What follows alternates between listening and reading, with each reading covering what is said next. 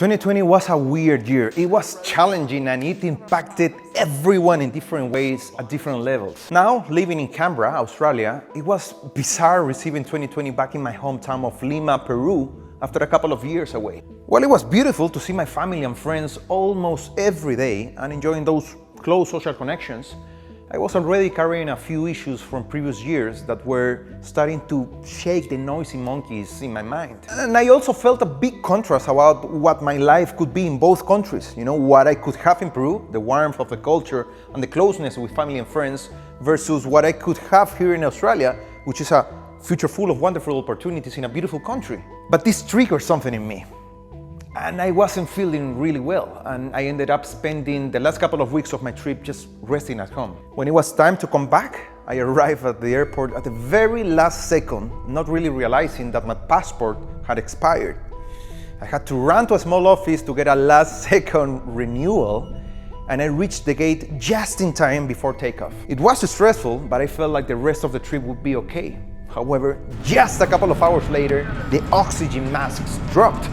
I was shocked. I didn't know what to do or what to think.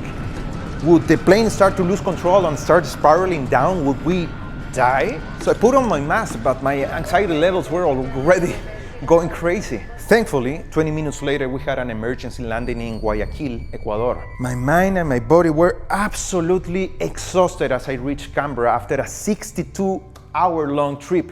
Yet, just a couple of days later, I had to travel to Sydney to work there for a day. I wasn't really ready, but I did it. I worked, and as I finished and I was getting ready to come back, I started to feel bad, and I think I reached a break point while I was on a train full of people, but feeling scared and alone on my way to Central Station. Before I knew it, my mind got out of control and got full of fast, intense, and negative thoughts.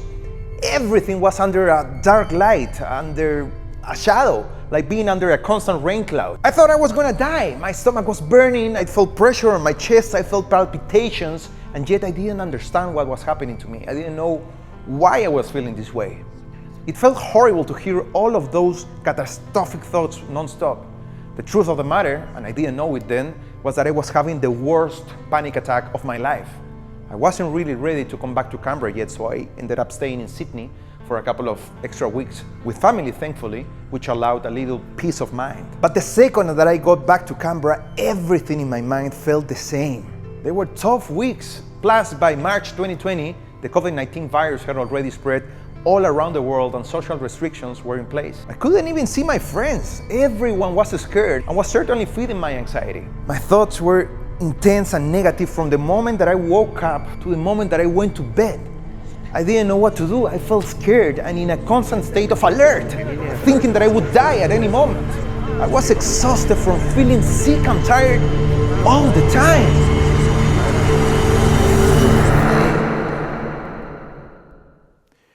But I knew inside that I wanted to feel better, even though I didn't even remember what it felt like to feel better at that point. But I had that inner determination to fight and do everything that I could to feel good again.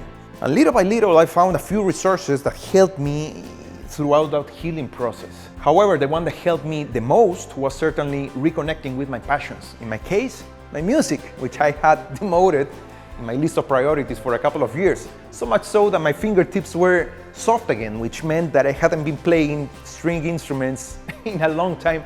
And I didn't realize how much I missed that and how much I needed that reconnection. Even when I was still feeling terrible, I pushed myself to do what I had to do in order to feel better. So I grabbed my laptop, the interface, the guitar, the microphone, the cables, and I was ready to start recording. I didn't know what I was gonna record, so I started revisiting my own songs and doing covers of songs from different artists and friends that impacted me. You know, those songs which, in a way, helped me in shaping who I am today. Songs that influenced me through my lifetime, you know, these many years already. So I simply started playing and recording, and those first moments, oh my God, it felt so good. But then I thought, what if I take this musical project and I try to add the simple places around my area? So I did it. I grabbed my surroundings, my city, part of my reality, this beautiful Canberra, and in contact with nature. So I was able to merge the imagery, the sounds of nature around me inside these recordings. And I made the city my recording studio in a way. First, I came to the little pink lake in Bruce, just a few meters away from where I live. And in the process, magic happened. You know, as I hit record and I started playing my charango, I got lost into the rhythm and the melody and the chords, and I started to feel so full of joy and peace that I couldn't believe it. I was happy, I was feeling good again, and I was smiling and dancing and laughing, feeling blessed by the pleasure that this reconnection with my music was giving me. Finally, after so many weeks, and I think you can see it on my face.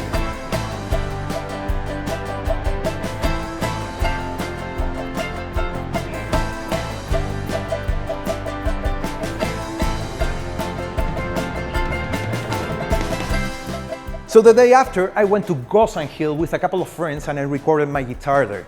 And it felt great. At that moment, at least, the negative noise in my head stopped. That unique feeling of hearing your musical creation come to life one track at a time is a simple and pure pleasure, but one reserved for musicians. I really think that only we can experience that. It's such a beautiful a moving experience that it's hard to put into words. And on the third day, I went to Reservoir Hill there in Lawson to record my ukulele, and I was starting to feel better and better, so I thought that I should try to integrate other people into the project. The pandemic has been challenging for everyone all around the world, and making music remotely could also help others in feeling better. So I started contacting different people in my life that helped me, good friends I wrote songs with, members from previous bands, and others who I hadn't really been talking to as much as I should. And I opened the doors worldwide, so it was not a project limited to Canberra only. So people from Perth, Sydney, India, Argentina, Mexico, Peru, Chile, Honduras, China, Indonesia, Croatia, Nigeria all participated eventually, and I ended up having to put all of the pieces of this puzzle together to create some unique versions of these songs, and it's been so much fun. So the first few videos that you'll see represent a healing journey through time around the world with music, mixing sounds, landscapes, friendships, and good vibes. I look different in each clip, I feel better in each clip, and the seasons are changing on the background. But I wanted to start this project by sharing my experience and my story of dealing with my anxiety issues by reconnecting with my passion, which is music, and tell everyone who might be feeling the same that you're not alone, you're not crazy, lots of people feel this way, it's okay and normal to feel it.